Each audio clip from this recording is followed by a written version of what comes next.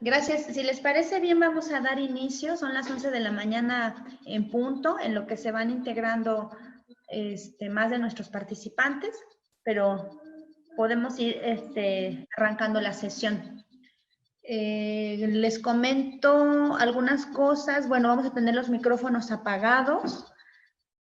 Si quieren hacer algún comentario, pues tenemos el chat. Ya nuestro ponente nos indicará la manera en que quiera hacer la sesión. No sé si usted quiere que las preguntas se vayan haciendo sobre la marcha de la plática o las hacemos.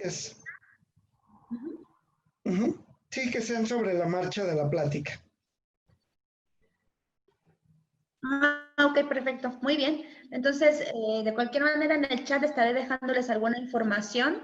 Les dejo mi correo electrónico, Andrea Casanova, para quienes no me conocen, gerente de la Asociación de Empresarios. Les voy a dejar ahí mi correíto, mi teléfono. Si alguno de los participantes no forma parte de la asociación y le interesa tener información acerca de todo lo que estamos haciendo, ahora que tenemos muchos eventos vía Zoom, estamos pensando que hacia finales del mes de agosto ya vamos a empezar a tener algunos eventos presenciales con poquitos asistentes. Contamos con las instalaciones adecuadas para que tengamos el espacio suficiente entre todos los participantes y podamos iniciar ya algunas cosas de manera presencial aquí en la asociación. Mientras tanto, les estaremos compartiendo también en próximos días, yo creo que hoy o mañana más tardar, el calendario de la capacitación que tenemos para terminar julio y lo que vamos a iniciar durante todo el mes de agosto, ¿no? Que vamos a tener 2 capacitaciones por semana. Algunas no son capacitaciones, son temas relacionados con algunas pláticas informativas de proyectos, algunos proyectos sociales, por ejemplo. Por ahí a mediados de agosto tenemos un proyecto, una plática con Reinserta, que es una plática bastante interesante, que yo creo que también les puede interesar a todos ustedes. Entonces, son las 11:02. Vamos a dar inicio. Ya nos comentará nuestro ponente cómo va a llevar la sesión y nosotros estamos aquí. Ahorita cualquier cosa nos estamos escribiendo por el chat. Muchas gracias y bienvenidos. Gracias. No seas malito. Apaga, desconecta tu micrófono. ¿Crees que quieres? No puedo. Está. Muy bien.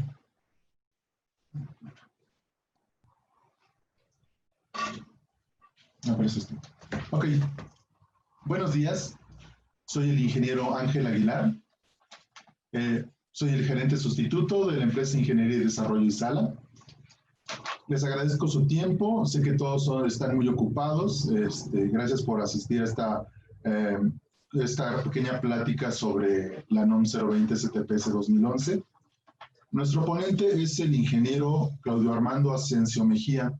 Él es egresado del ESIMI Culhuacán, ha sido inspector federal del trabajo, profesional ejecutivo en servicios especializados,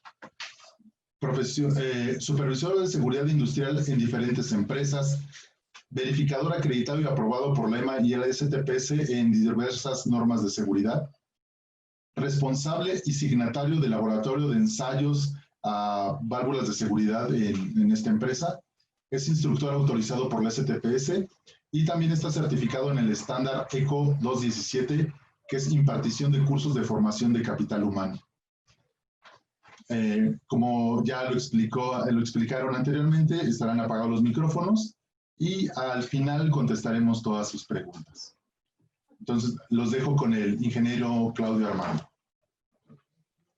Hola, muy buenos días a todos. Gracias por asistir a este curso en línea, que ahora es nuestra nueva modalidad. Entonces, sin más preámbulo, daremos inicio a esta pequeña, más que curso, es una pequeña charla acerca de todos los aspectos que requerimos para el cumplimiento de la NOM 020 STPS 2011. Voy a compartir la pantalla. Muy bien. Entonces, daremos inicio a este pequeño curso. Muy bien. Entonces, permítanme un segundo.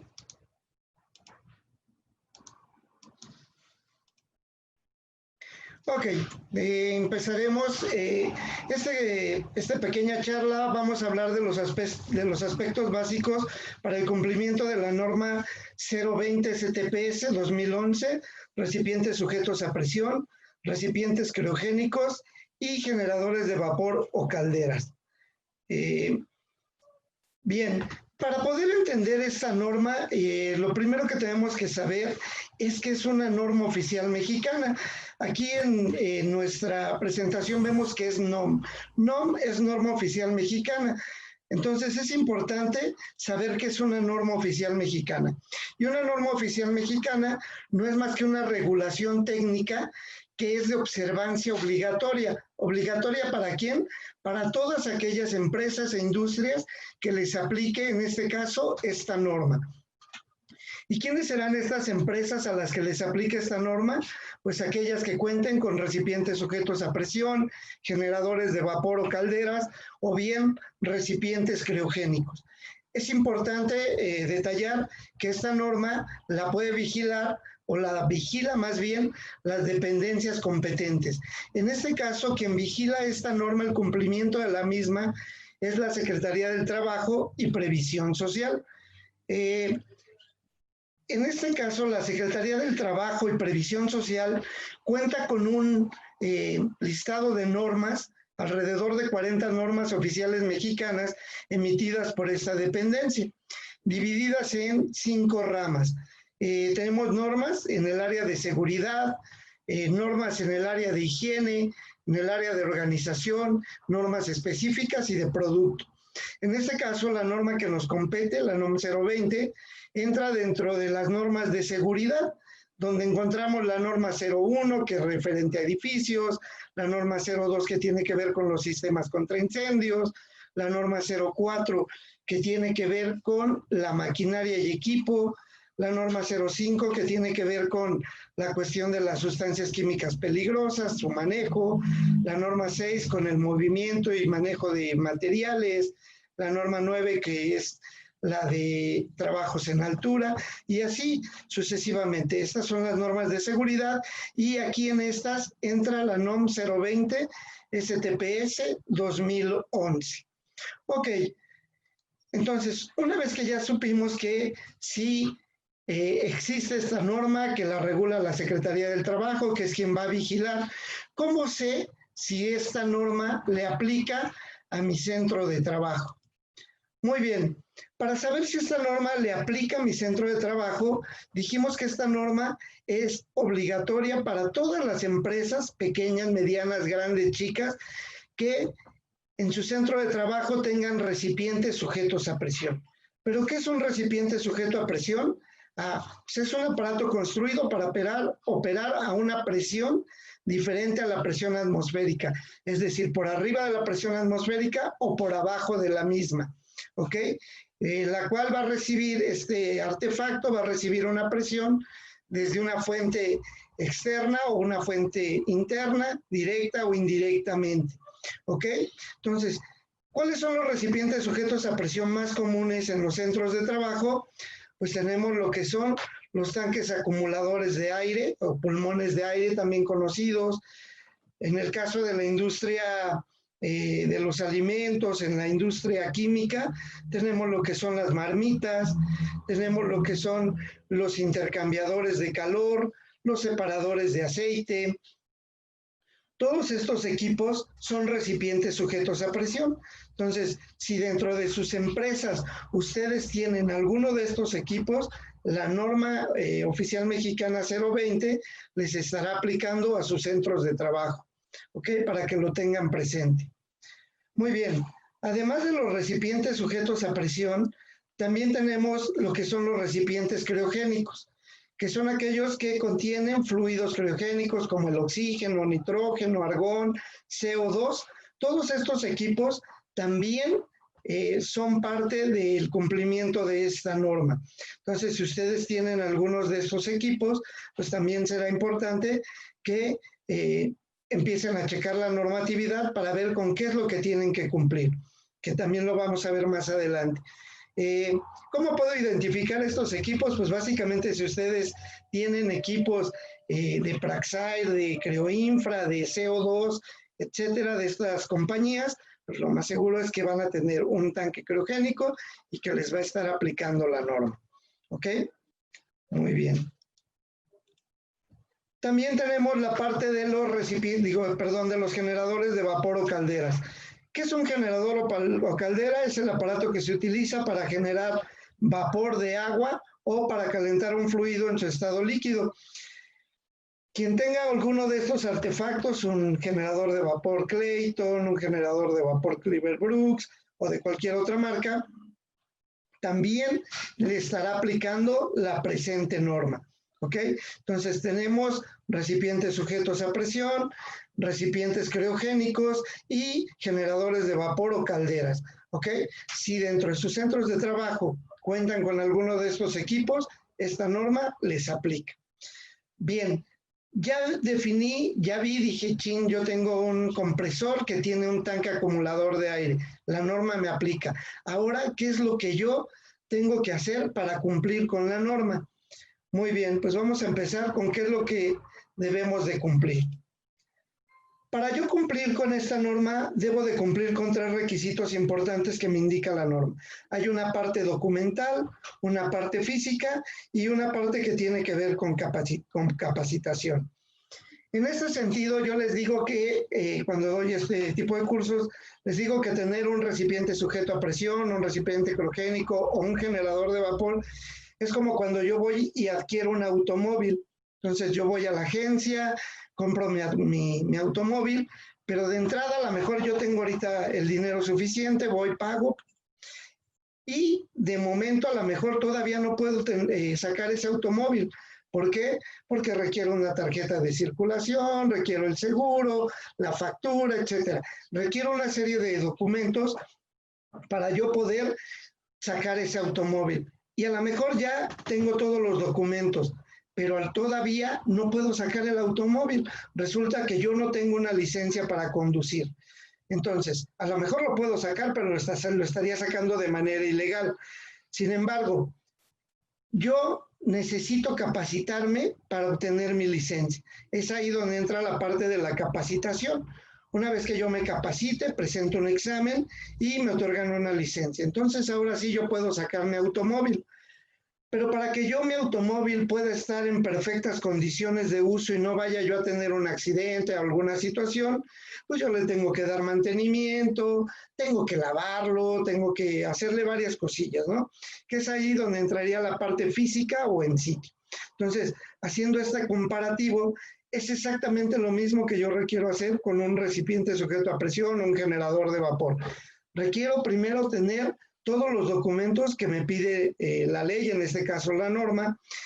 Luego, requiero que mi personal que va a utilizar esos equipos esté capacitado y que además ese personal haga todas las partes del mantenimiento, de las limpiezas, de los programas que se requieren para poder dar cumplimiento a esta norma.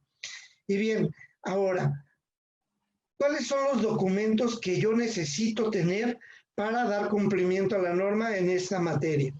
Ok, el primer documento que yo requiero, antes de los documentos, para yo saber qué documentos requiero, qué mantenimientos o qué capacitación necesito dar, los equipos, los recipientes sujetos a presión, todos los recipientes que lleven presión son por sí mismos peligrosos.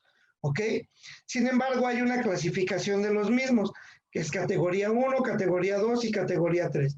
Estas categorías van dependiendo del grado de peligrosidad de los equipos. Los categoría 1 los llamaremos de bajo riesgo, aunque les digo, todos son de riesgo importante, ¿no? Categoría 2 de riesgo moderado y los categoría 3 de un alto riesgo. ¿Ok? Dependiendo de en qué categoría caigan mis equipos, será entonces cómo o la documentación que voy a requerir. Para el caso de los recipientes sujetos a presión, ¿cómo voy a determinar esta categoría? pues en base al fluido que manejan los equipos, la presión de calibración de sus dispositivos de seguridad, es decir, de sus válvulas de seguridad, válvulas de alivio, válvulas de seguridad alivio, y del volumen de los equipos. Para el caso de los equipos criogénicos, solo se toma en cuenta su volumen.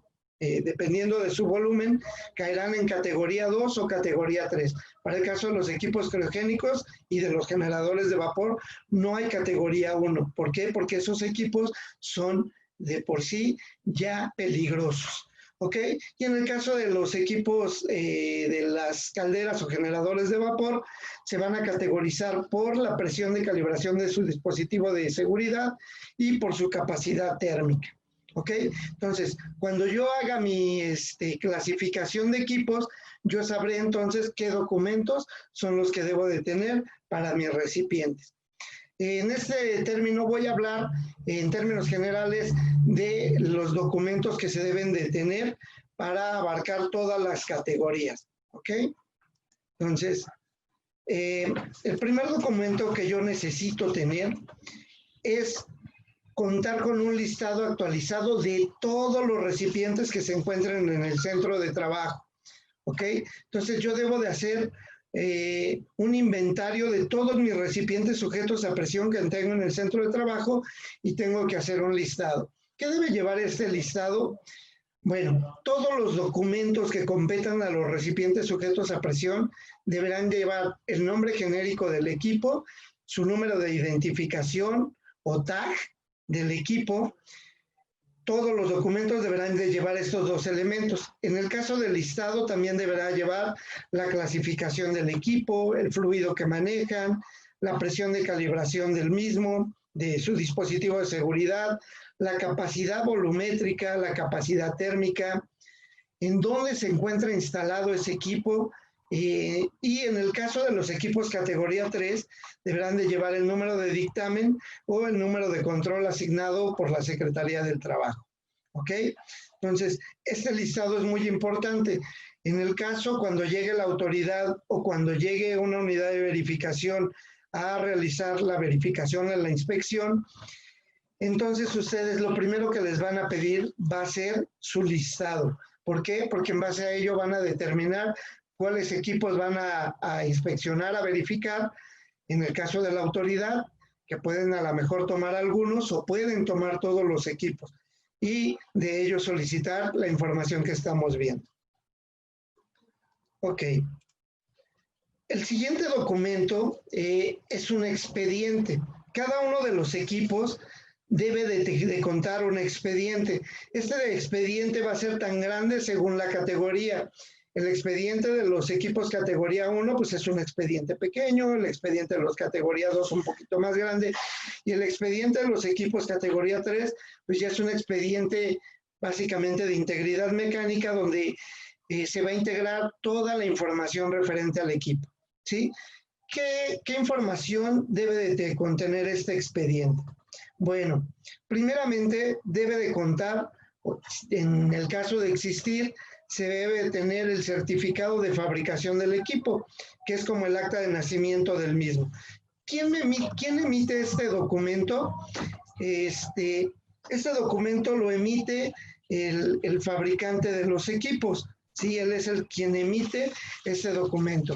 La mayoría o muchos de los equipos son de procedencia americana, entonces el documento que se solicita es el documento llamado U1, que es el certificado de fabricación del equipo, expedido por la Asociación Americana de Ingenieros Mecánicos. ¿Ok? Entonces, ese es el primer documento que va dentro del expediente. Debemos tener una fotografía o copia de la placa del equipo, el plano del equipo, su memoria de cálculo. La memoria de cálculo debe de estar en base a un código de fabricación, básicamente, o alguna norma aplicable. Básicamente, la mayoría de los equipos que vemos en México, la memoria de cálculo está realizada en base al código ASME, que es lo más cercano que tenemos, ¿no? Debe contar con una ficha técnica, con los registros de los resultados de las revisiones, de los mantenimientos, de las pruebas que se le hayan hecho a los equipos, en fin. Todos estos documentos deben de ir integrados en el expediente de cada uno de los equipos. Entonces, es un expediente por equipo. ¿Ok? Ese sería el segundo documento. Muy bien. El siguiente documento que vamos a estar checando sería los programas específicos de revisión y mantenimiento para los equipos categorías 2 y categorías 3. Para los equipos categoría 1 no se requiere tener los programas.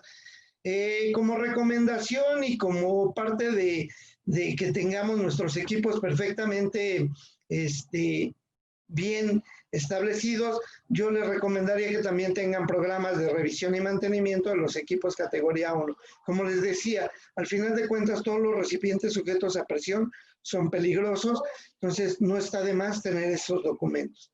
¿Ok? Estos programas, como cualquier programa, pues deben de ir establecidos con una fecha en la cual van a realizar tanto las revisiones como los mantenimientos y quién es el responsable que va a realizar estas actividades. Generalmente cuando doy estos cursos siempre me preguntan, ¿cuál es la diferencia entre una revisión y un mantenimiento? Pues la revisión es todo aquello que voy a hacer de manera ocular, ¿ok? Entonces, dentro de las revisiones, pues yo debo ver toda la parte que tiene que ver con los aspectos de seguridad, si el equipo tiene pintado aún su número de identificación, si está conectado a tierra, si tiene instalada una válvula de seguridad, etcétera. Esa sería la parte de la revisión. Y la parte de los mantenimientos tiene que ver con algo que vamos a hacerle a los equipos, ¿ok? En realidad, por ejemplo, la mayoría de los recipientes, en términos generales, la mayoría de las empresas, por ejemplo, cuentan con equipos o tanques pulmón o tanques contenedores de aire. Y me preguntan, ¿qué mantenimiento le voy a dar? Bueno, parte del mantenimiento sería las purgas que le voy a hacer al equipo, cada cuándo le voy a hacer limpieza, porque los equipos se llenan de polvo, etcétera, cada cuánto lo voy a repintar para evitar corrosión. Esa sería parte del mantenimiento. Entonces, en esos aspectos es en lo que tengo que hacer mis programas. ¿Ok? Muy bien. Mi siguiente documento tiene que ver con un programa de calibración de mis dispositivos de relevo de presión, es decir, mis válvulas de seguridad, mis válvulas de alivio, mis discos de ruptura, y con la revisión de los instrumentos de control. ¿Qué instrumentos de control? Pues mis presostatos, mis presoletroles, mis manómetros mismos. Todo esto debe de tener deben de estar dentro de un programa de calibración y de revisión. ¿Ok? ¿Qué voy a calibrar? Bueno, voy a calibrar mis instrumentos de medición como son mis manómetros, mis termómetros. Voy a calibrar mis válvulas de seguridad, que en realidad el término calibrar las válvulas de seguridad no es correcto. Voy a ensayar mis válvulas de seguridad para ver que efectivamente están dentro de los términos establecidos a los cuales tienen que disparar o realizar su función dichos elementos. ¿Ok? Muy bien. Aquí algo importante a recalcar es que de acuerdo a la Ley Federal sobre Metrología y Normalización, todas las calibraciones de mis instrumentos deben de ser basadas en esta ley, lo cual me indica que tendrán que ser a través de un laboratorio acreditado, ¿ok? Para que lo tengan en cuenta.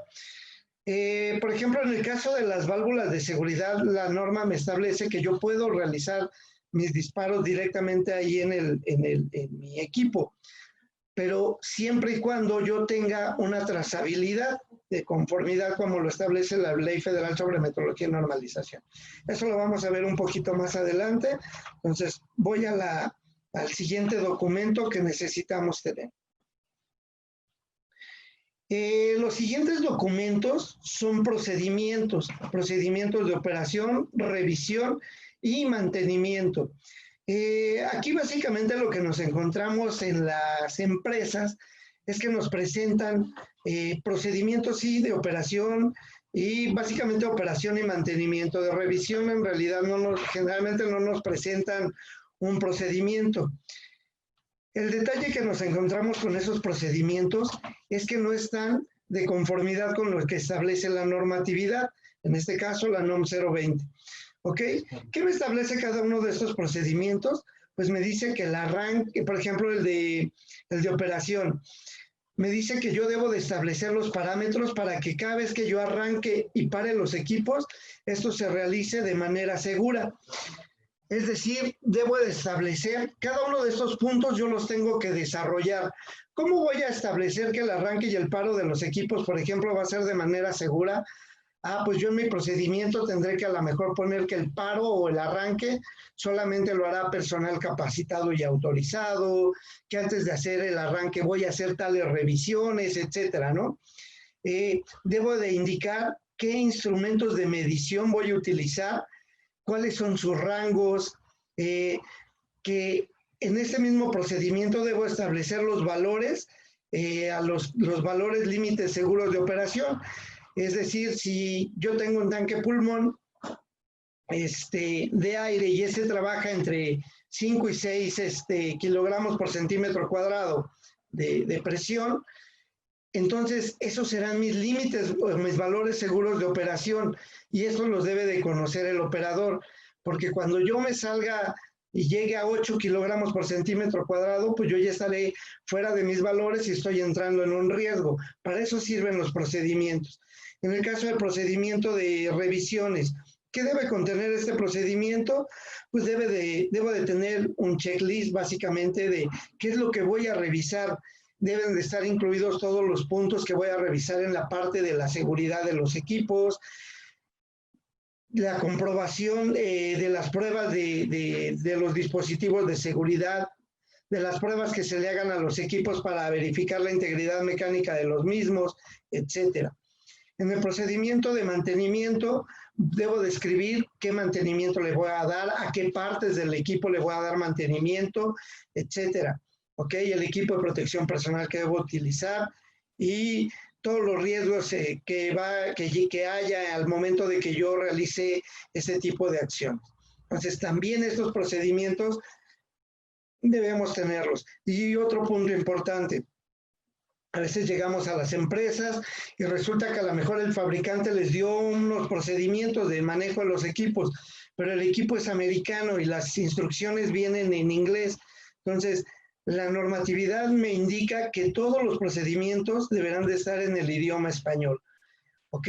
Eso es también importante que lo tomen en cuenta. Entonces, para que lo vayan revisando y vayan checando si cuentan con estos documentos.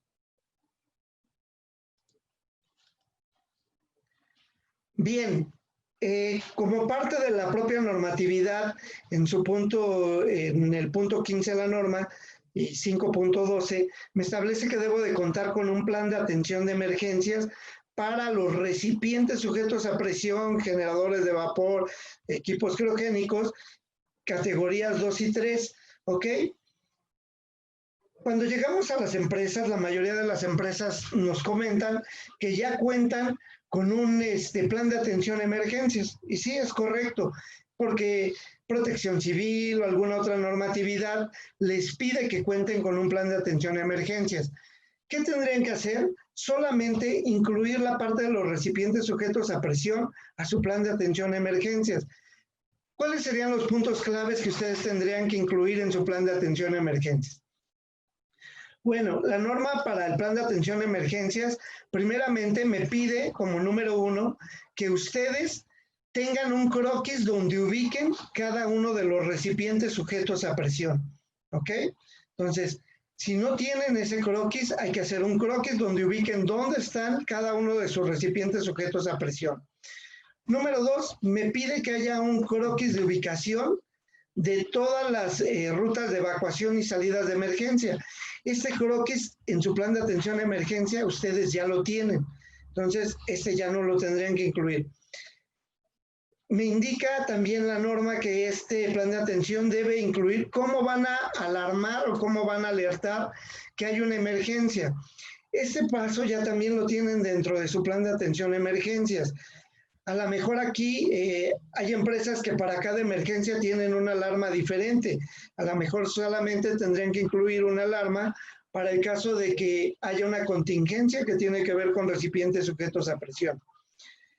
Deben de tener también las instrucciones para la evacuación y estas instrucciones se las tienen que dar a conocer a todo el personal, ¿ok? Y esa pues ya también lo tienen, solamente sería adaptarlo a la parte de los recipientes sujetos a presión. Luego, ¿quién va a hacer las llamadas a los servicios de auxilio? Eso también ya lo tienen dentro de su plan de atención a emergencias, ¿ok?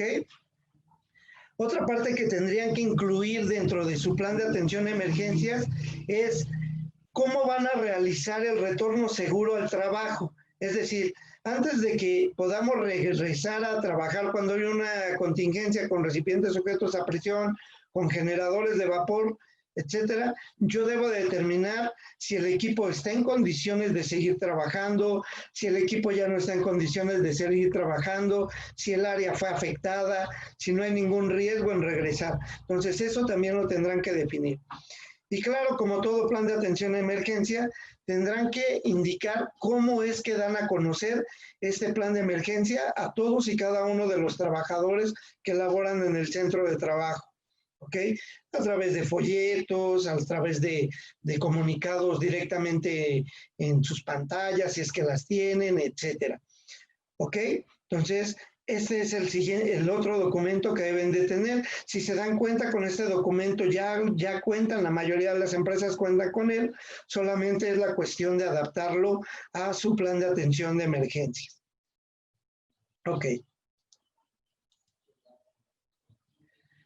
Bien, hasta aquí son algunos de los documentos que tenemos ya dentro de las labores que vamos a hacer, ¿ok?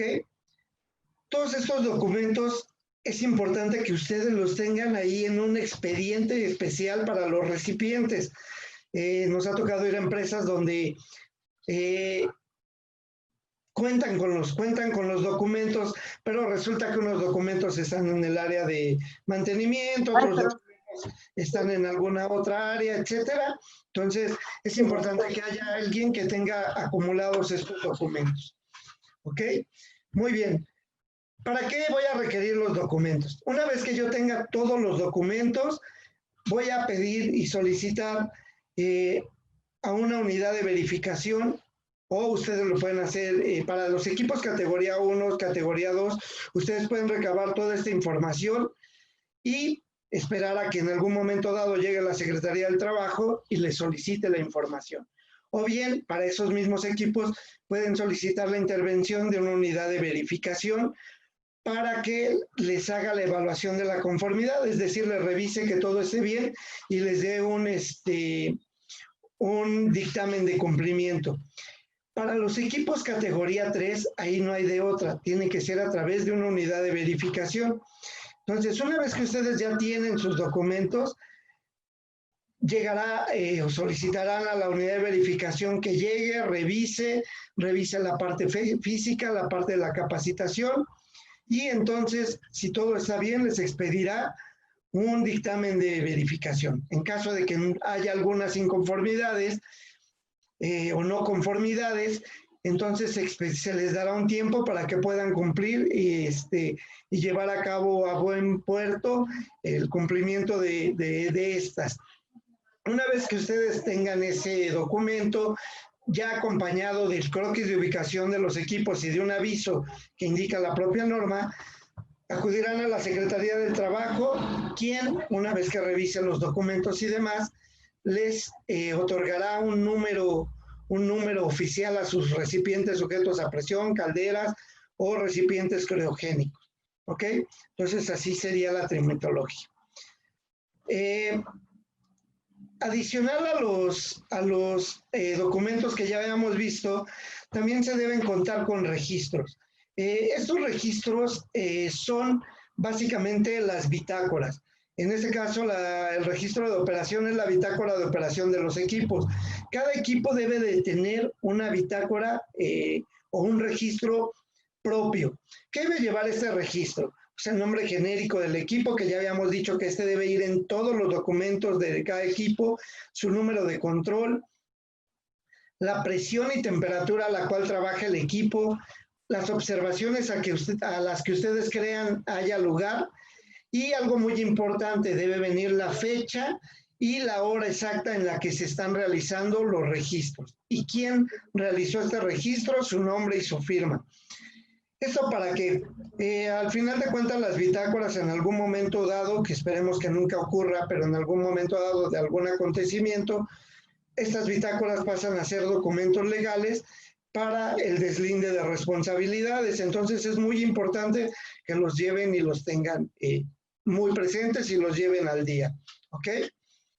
Muy bien. Entonces también debemos de tener lo que es el registro de los resultados de las revisiones, de los mantenimientos y de las pruebas que se lleven a cabo con los equipos. En el caso de las revisiones, nuevamente el nombre genérico debe contener el nombre genérico, el número de control, qué elementos son revisados, el resultado de la revisión, la fecha y la hora en que se llevaron a cabo esas revisiones y quién las llevó a cabo, su nombre y su firma.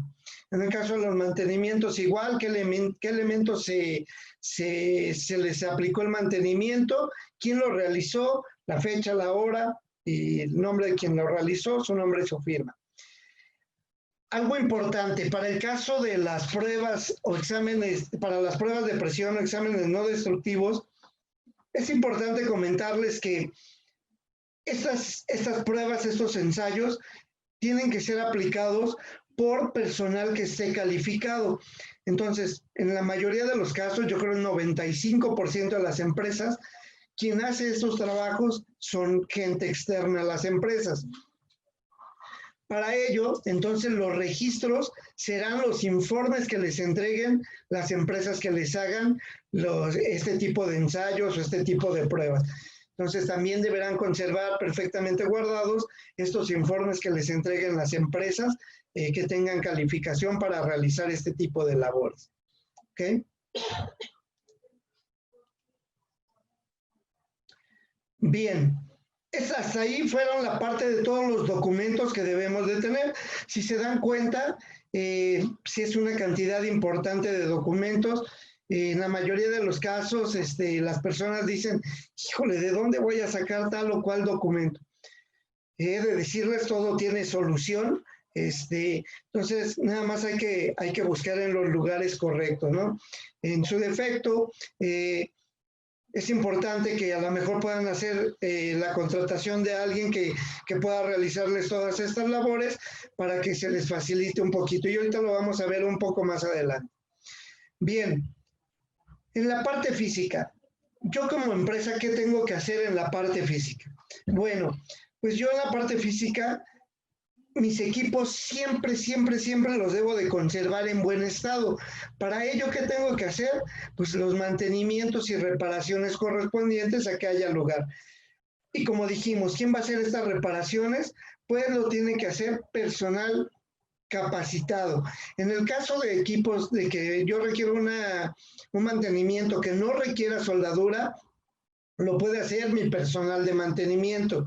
Cuando los equipos ya requieren un mantenimiento mayor donde se va a involucrar soldadura o se va a requerir una alteración al equipo, entonces estos mantenimientos los tiene que hacer personal calificado.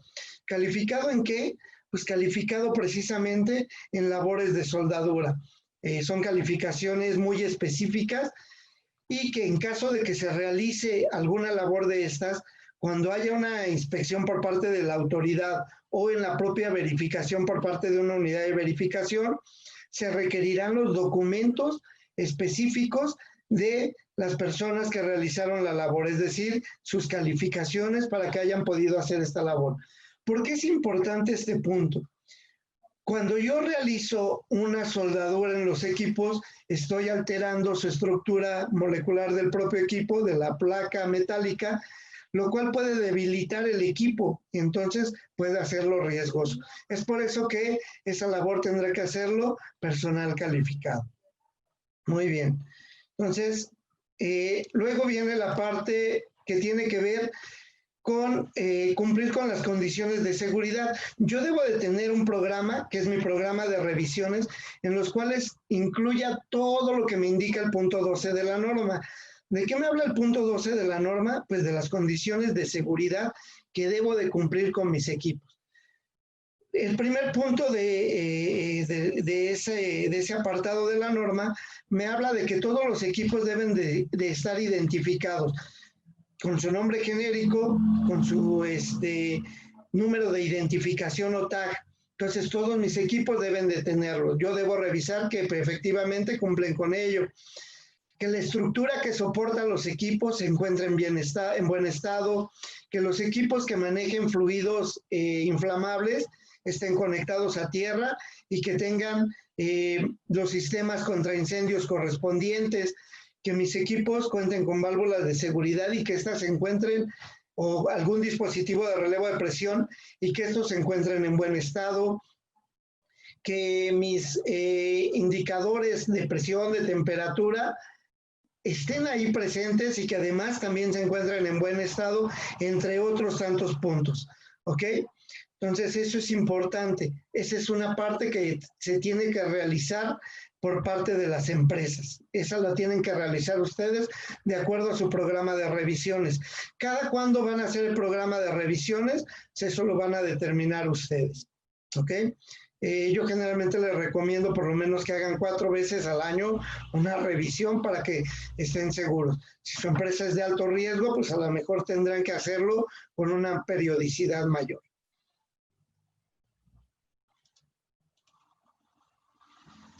Muy bien, en la parte física también es importante que los equipos se les revise la integridad mecánica de los equipos. ¿Qué es la revisión de la integridad mecánica? Pues es la revisión de las soldaduras, de las placas, de los equipos, de sus componentes. ¿Quién va a realizar estas labores? Básicamente estas labores, les decía, las tienen que realizar personal calificado. En ese sentido, la norma me pide que yo realice pruebas de presión o ensayos no destructivos a los equipos. ¿Qué tipo de pruebas? Pues puedo realizar una prueba hidrostática, líquidos penetrantes, partículas magnéticas, medición de espesores por ultrasonido. Entonces, este tipo de pruebas también las tendrá que realizar personal calificado. ¿Okay? Entonces, generalmente en este sentido, ustedes contratan a personal externo para que realice estas labores.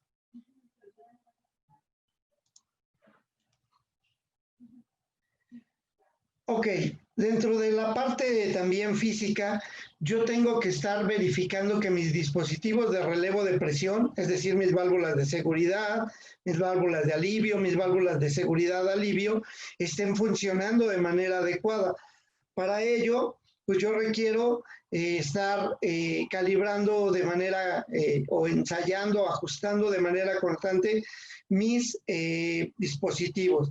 Todo esto bajo un programa de calibración y para ello pues tengo que llevarlas a un laboratorio acreditado para que se realicen las pruebas correspondientes y me otorguen un informe de ensayo en el cual me indiquen que mis válvulas están todavía dentro de los parámetros correctos para el disparo de las mismas. ¿Ok? Entonces eso también es importante que lo tengamos en cuenta y lo tengamos programado.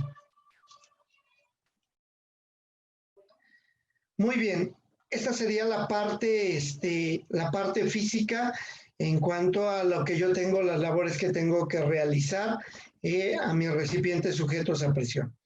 Y por último, les decía que para que podamos manejar nuestro automóvil, pues requerimos nuestra licencia. Igual las personas que van a dar el mantenimiento y que van a operar los equipos, pues requieren su licencia para poder hacer esas labores. Esa licencia, ¿qué va a ser? Pues puede ser un DC3, puede ser un diploma, algo que acredite que tienen los conocimientos necesarios para poder manejar los equipos, ¿ok?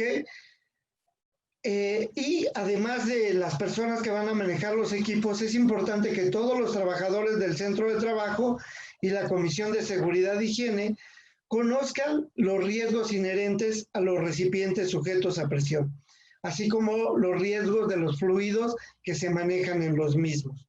¿Ok? Para el caso particular de los trabajadores que realizan las labores de operación, de mantenimiento de los equipos, es importante que tengan conocimientos específicos. Estos conocimientos vienen en el punto 17 de la norma, ¿ok? Y el mismo procedimiento de evaluación de conformidad de la norma indica que en el caso de que llegue la autoridad correspondiente o la unidad de verificación, se va a entrevistar a los trabajadores en este sentido de los puntos que indica, de todo el desglose de puntos que indica el apartado 17 de la norma. ¿Y qué es lo que deben de saber los trabajadores que se dedican a la operación, mantenimiento, reparación de los equipos? Pues necesitan definir, por ejemplo, qué es presión, qué es temperatura, qué es presión máxima de trabajo permisible, qué es presión de calibración del dispositivo de seguridad, cuáles son los riesgos inherentes a los fluidos que maneja el equipo, cómo van a atender en caso de una emergencia esos riesgos, cuáles son los valores límites a los cuales yo puedo trabajar mi equipo de manera segura y cómo voy a mantener esos límites seguros. Debo de conocer todos los procedimientos, que hablamos que son 3 procedimientos, de operación, de mantenimiento, de revisiones. Deben de conocer cada uno de esos procedimientos y también qué tengo que hacer o cómo voy a controlar los cambios que existan en las condiciones de operación. Todo eso deben de conocerlo los operadores y en el caso de una inspección, les decía, o de una verificación, se les podrá hacer una entrevista en estos términos y ellos deberán de contestar de manera adecuada. En caso de no ser así, pues la autoridad puede no otorgarnos el número definitivo o la unidad de verificación podrá dejarnos una no conformidad hasta que el personal esté debidamente capacitado. ¿Ok? Bien, entonces, hasta aquí cubrimos los 3 puntos específicos que ya habíamos comentado para el cumplimiento de esta norma. Finalmente, pues sí, la norma es un poquito complicada porque son demasiadas cosas con las cuales debemos de cumplir. ¿Ok? Bien, entonces, ahora bien, en esos términos yo les decía, ¿qué puedo hacer para yo cumplir con esta normatividad? Bien, para los equipos categoría 1 y 2, que ya lo habíamos comentado, ustedes tienen la oportunidad de ustedes realizar toda esta labor o bien pueden contratar los servicios de una unidad de verificación tipo A, B o C para que evalúe el cumplimiento de la normatividad. Y para el caso de los equipos categoría 3, pues en esos no hay de otra, tienen que contratar los servicios de una unidad de verificación para que evalúe el cumplimiento de la normatividad. Hay 3 tipos de unidades, las unidades tipo A, que solamente pueden evaluar el cumplimiento hacer la evaluación de la conformidad, las tipo B que son aquellas unidades que son... una empresa puede tener su unidad y las unidades de servicio de verificación tipo C que pueden verificar la evaluación de la conformidad, es decir, verificar el cumplimiento, pero también pueden realizar toda la labor de la ingeniería para que ustedes puedan cumplir. Es decir, una unidad de verificación tipo C puede realizarles la elaboración de los planos, las fichas técnicas, a lo mejor realizarles, indicarles o elaborarles los procedimientos, etcétera. Entonces, aquí tendrían ustedes una ventaja porque una unidad de verificación tipo C podría realizarles todo el trabajo en conjunto para que ustedes ya no tuvieran una preocupación mayor. Obviamente, dirán ustedes, pues eso sería como tramposillo, ¿no? En realidad no, porque las unidades de verificación tipo C deben de tener su personal de verificación, su personal de ingeniería, para evitar una situación de intereses, de conflictos de interés, ¿ok? Entonces, esto sería un gran beneficio para ustedes, el poder a lo mejor contratar una unidad de este tipo, ¿no? Entonces, eso ya quedaría en ustedes.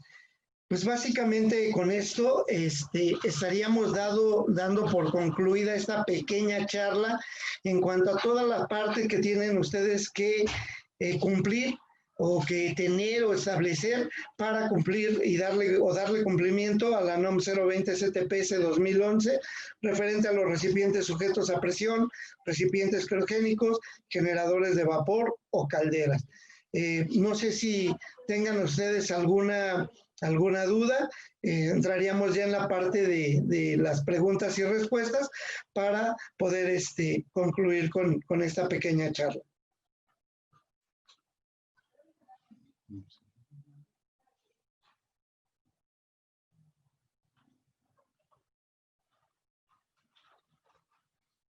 Si alguien tiene una pregunta, ya sea por el chat o si quiere pedir la palabra para ampliar más esto, para complementar lo que dijo el ingeniero Claudio Armando.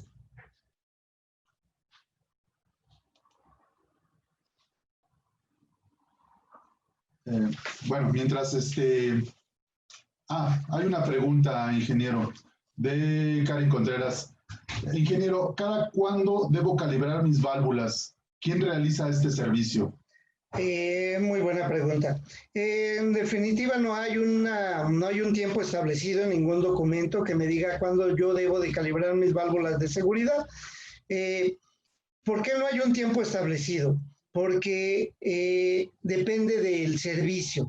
Puedo yo tener 2 generadores de vapor igualitos, con 2 válvulas de seguridad igualititas, pero resulta que esta empresa trabaja los 365 días del año, las 24 horas del día, y esta otra empresa solamente trabaja de lunes a viernes, 8 horas diarias. Entonces, el servicio de la válvula de seguridad de una es mayor que el de la otra. Entonces ahí, en esos términos, las empresas tendrán que establecer cada cuándo van a calibrar. Yo les diría que, en términos generales, recomendamos que la calibración de los dispositivos de relevo de presión se hagan cada año. ¿Dónde tengo que realizar esta calibración? Les comenté durante la plática que tendría que ser con un laboratorio acreditado ante la EMA y aprobado por la Secretaría de Economía en este caso. Pero... Ingeniero, Adriana pregunta si compartiremos la presentación de la plática. Mira, la haremos llegar a la Asociación de Empresarios de Iztapalapa para que ellos se las hagan llegar. Excelente. Una pregunta más de HA Culiacán. Buen día, ingeniero. Llegué un poco tarde. Ante una certificación, ¿es necesario el dictamen de la STPS para los recipientes categoría 2? Supongo que habla referente a la parte de los programas preventivos de seguridad y salud en el trabajo de la Secretaría del Trabajo. En términos de la ley, no es necesario tener un número por parte de la Secretaría del Trabajo, porque la norma me establece que esos solamente son para la categoría 3. Sin embargo, yo en lo particular les recomendaría que sus equipos categoría 1 y 2 también los procuraran dar de alta ante la Secretaría del Trabajo, porque tendrían una mayor validez en términos de alguna certificación, incluso si no fuera la de la propia Secretaría. Complementando esta pregunta H.A. Culiacán, ¿para una certificación del Consejo de Salubridad General?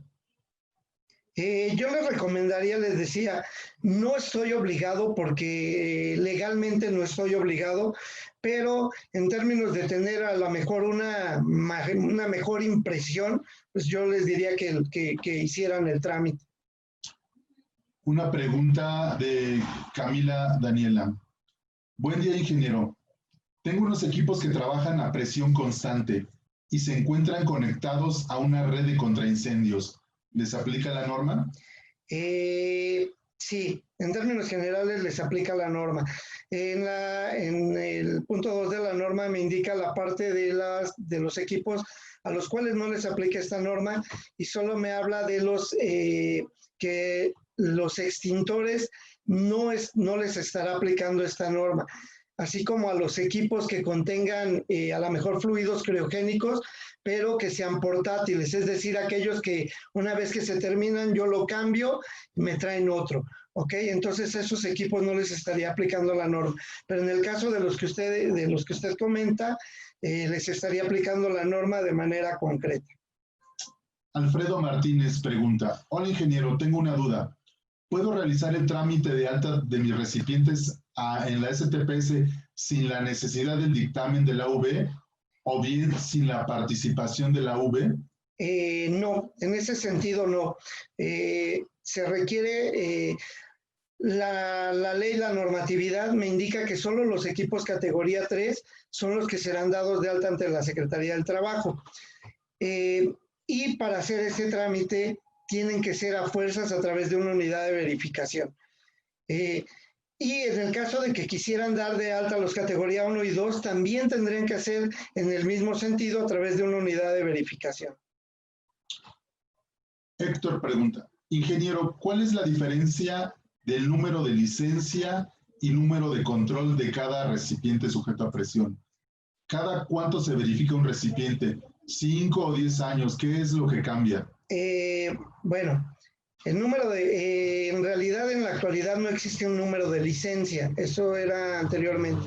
Actualmente la Secretaría solo otorga un número de control a los equipos, entonces el número de licencia no existe, es un número de control. Para cada cuándo yo debo de realizar este trámite. Para los equipos nuevos, siempre y cuando yo cuente con el certificado de fabricación de los equipos, tendría que realizar la primera vez este trámite. Una vez realizado, tendría que realizarlo a los 10 años. Y posterior a ello, cada 5 años. Para los equipos usados, obviamente, en este mismo término, pues sería cada 5 años. Veo que Enrique Torres está levantando la mano. ¿Quiere comentarnos algo, ingeniero Enrique? Sí, buenos días. No sé si me escuchan. Sí, perfectamente, ingeniero. Ok, bueno, ya a través de las preguntas que hicieron los compañeros, ya me contestaron la duda que tenía, que era más que nada entiendo que la categoría 1 y 2 de manera interna la podemos integrar por parte de la compañía, pero la categoría 3 ya se necesitaría una V, y al igual para declararla ante la STPS, correcto, ¿no? Entonces, esa era más que nada mi pregunta, pero ya vi que ya la contestaron. Perfecto. Muchas gracias. Sí, de nada. Adriana, buen día, ingeniero. Llegué tarde. ¿Van a impartir esta plática después? Miren, les pido que revisen nuestras redes sociales, nuestras páginas.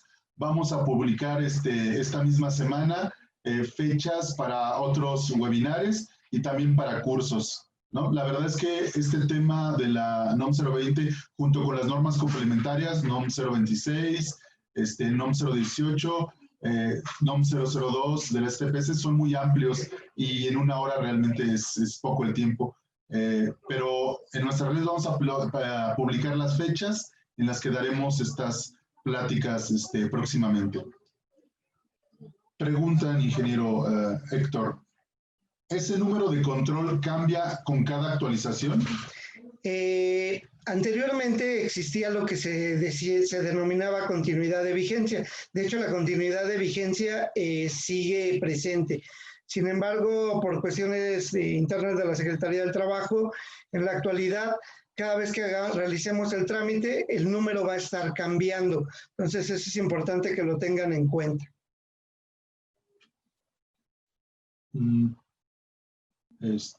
¿Nadie más tiene otra pregunta? Parece que son...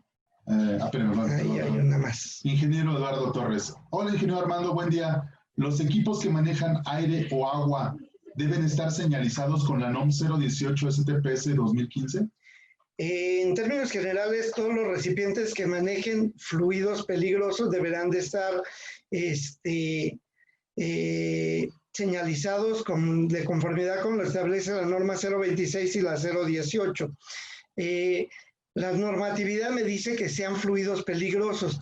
En muchos casos se señalizan también tomando en cuenta la cuestión de que dicen, ¿cómo yo sé que ese equipo que no está señalizado no vaya a contener un fluido peligroso? Entonces, en ese sentido de la lógica, muchas empresas también señalizan los equipos que no tienen fluido peligroso, pero en términos legales no estaría como obligado. De Karen Contreras, para los cursos que imparten, ¿entregan DC3? Sí, entregamos DC3. Camila Daniela, tengo unos equipos que trabajan a presión constante. ¿Ya lo habíamos contestado, no? Sí, esa ya la habíamos contestado. Que está al principio, de hecho. Bueno, son todas las preguntas hasta ahora. No sé si alguien tenga alguna duda. Sí, claro que sí. Giovanni Sandoval. Buenos días, ingeniero. Anteriormente realicé una alta de equipos sujetos a presión categoría 3 nuevos. La pregunta es, ¿en base a qué criterio se clasifica como equipo nuevo y usado? Ok. La norma me indica que equipo nuevo es aquel que no ha sido realmente puesto en funcionamiento, y para que pueda ser también tomado en cuenta como equipo nuevo, 1, que no haya sido usado; 2, que cuente con su certificado de fabricación; 3, que cuente con las pruebas que se realizaron, las pruebas que le realizaron, es decir, pruebas de presión, ensayos no destructivos, que le realizaron al equipo durante la fabricación del mismo, ¿ok? Serían estos 3 puntos los que se tomarían en cuenta para designar que el equipo es nuevo, ¿ok? Si no cuento con alguno de ellos, entonces no podría establecer que el equipo es nuevo y se tendría que tomar como equipo usado, y la siguiente verificación tendría que realizarse a los 5 años. Ok. Adriana, ¿para el cumplimiento de la NOM 026 se hace a través de una unidad de verificación? El cumplimiento de la NOM 026 en la actualidad no indica que tenga que ser a través de una unidad de verificación. Sin embargo, he de decirles que salió publicada recientemente la ley que va a sustituir a la Ley Federal sobre Metodología y Normalización, que es la Ley de Infraestructura de la Calidad. En esta ley me indica que si se cuentan con unidades de verificación en las normatividades correspondientes, serán estas quienes tendrán que realizar la labor de la verificación, y las dependencias solamente vigilarán en algunos términos especiales. Entonces, les voy adelantando un poquito. A partir de a finales de agosto, principios de septiembre, que entra esta nueva ley en vigor, entonces sí, cada una de las normatividades tendrán que ser verificadas por una unidad de verificación. En realidad dice la ley por un organismo de evaluación de la conformidad, que en este caso sería una unidad de verificación, las cuales, por cierto, ya no se llamarán unidades de verificación, sino unidades de inspección. Si alguien tiene más preguntas, de todas maneras, dejen comentarles que si tienen más dudas, con mucho gusto se las podemos responder. Están los datos del ingeniero Armando y de esta empresa. La verdad es que es un tema que nos apasiona y siempre estamos gustosos de aclarar cualquier duda y compartir la información. Otra vez Adriana. ¿Cursos en qué otras normas impartirán? Básicamente impartimos cursos de la NOM 019, la NOM 020, la NOM 026, básicamente en estos temas de la NOM 028.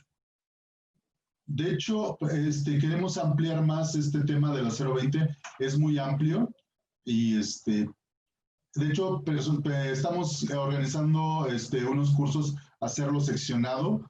De hecho, es muy pesada ver la norma. El ingeniero Armando ha impartido cursos son de 16 horas sobre este tema, porque la verdad hay muchas dudas, hay mucho de qué hablar. En nuestras redes luego vamos a publicar todos los distintos cursos y bueno, estamos para servirles. No sé si tengan alguna otra pregunta y les recalco que si tienen una duda después, pueden contactarnos a través de aquí, de nuestros datos. Bueno, si nadie más tiene una pregunta, quiero agradecer a la Asociación de Empresarios de Iztapalapa por este tiempo que nos brindaron para poder impartir esto. Y bueno, quedamos a sus órdenes. Ingeniero Armando, ¿algo más? Pues no, agradecer precisamente a la asociación, agradecerles a todos que nos hayan prestado, nos hayan regalado este tiempo y nada más pedirles, hablamos de seguridad, recuerden, la seguridad es primero y es responsabilidad de todos. Estamos en tiempos difíciles, entonces cuidémonos todos, sigamos las reglas de seguridad, protocolos y demás, ahora en tiempos de pandemia. Pues por mi parte es todo y les agradezco mucho su atención. Ingeniero Armando, muchísimas gracias por este curso tan importante. Les agradezco a todos que hayan participado aquí en la asociación. Un gusto y pues básicamente los esperamos en nuestro próximo curso. Muchísimas gracias. Gracias. Hasta luego. Hasta luego.